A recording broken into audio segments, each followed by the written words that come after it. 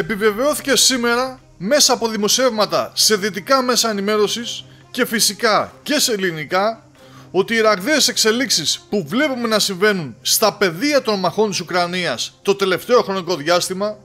με τις ρωσικές δυνάμεις να προωθούνται σε όλα σχεδόν τα μέτωπα και να καταλαμβάνουν συνεχώς νέα εδάφη και νέους οικισμούς, προέρχονται από την απόφαση της Μόσχας να δοθεί εντολή στις ρωσικές δυνάμεις για φουλ επίθεση για τις επόμενες 60 ημέρες από την ημερομηνία της 3ης Ιουλίου, καθώς τότε ήταν η ημέρα που ο Ρώσος πρόεδρος Βλαντίμιρ Πούτιν, συνομιλώντας τηλεφωνικώς με τον Αμερικανό ομολογό του Ντόναλντ Τραμπ, του εκμυστηρεύτηκε ότι η Ρωσία μέσα στις επόμενες 60 ημέρες θα ασκήσει νέα πίεση για την κατάληψη εδαφών, σύμφωνα με πηγή που έχει άμεση γνώση του θέματος.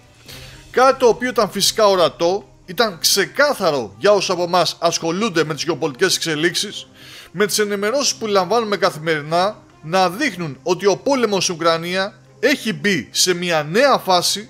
και με βρετανικά μέσα ακόμα όπως τον Guardian να γράφουν χθες και να αναμεταδίδουν ελληνικά μέσα ενημέρωσης ότι ο κίνδυνος κατάρρευσης της Ουκρανίας είναι πλέον υπαρκτός.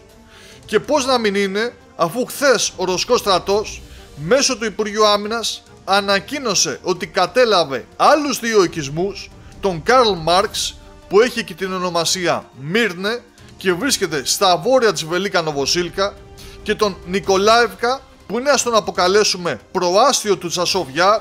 και ίσως η ταφόπλακα των Ουκρανικών δυνάμεων που βρίσκονται εκεί και κατέχουν ακόμα μια πολύ μικρή περιοχή, που σημαίνει ότι ο οικισμός Τσασόβ-Γιάρ βρίσκεται στο κρίσιμο όριο της πτώσης του στα ρωσικά χέρια. Από την άλλη και σήμερα είχαμε ακόμα δύο προωθήσεις και καταλήψεις οικισμών των ρωσικών δυνάμεων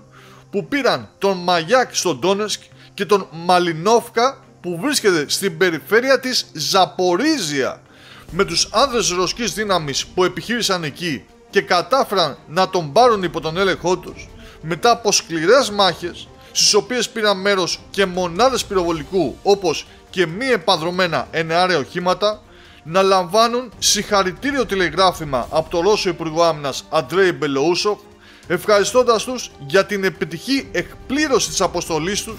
και εκφράζοντας την πεποίθηση ότι θα συνεχίσουν να εκπληρώνουν με τιμή το στρατιωτικό τους καθήκον. Σε αυτό μάλιστα το πλαίσιο, στη νέα φάση που μπήκε ο πόλεμος και που θα μπορούσε να αποκαλεστεί ακόμα και ως θερινή ρωσική επίθεση, είχαμε σήμερα και επίσκεψη του αρχηγού του Γενικού Επιτελείου των Ρωσικών Ενόπλων Δυνάμεων Βαλέρη Γερασίμοφ στην ομάδα δυνάμεων Κέντρο, όπου και επιθεώρησε την πρόοδο των πολεμικών αποστολών και βρισκόμενος στα προκεχωρημένα σημεία διοίκησης, άκουσε αναφορές από τους διοικητές των μονάδων, τον διοικητή του στρατού και άλλους αξιωματούχους της κεντρικής ομάδας δυνάμεων σχετικά με την τρέχουσα κατάσταση και τα αποτελέσματα της ολοκλήρωσης των αποστολών στην περιοχή ευθύνης τους. Με απλά λόγια, επιβεβαιώθηκε και πάλι ότι έχει δοθεί εντολή για φουλ επίθεση και τώρα απλά αναμένουμε να δούμε τα αποτελέσματά της έως το τέλος του καλοκαιριού, το οποίο τελικά προβλέπεται να είναι καυτό, τουλάχιστον όσον αφορά τις εξελίξεις στην Ουκρανία.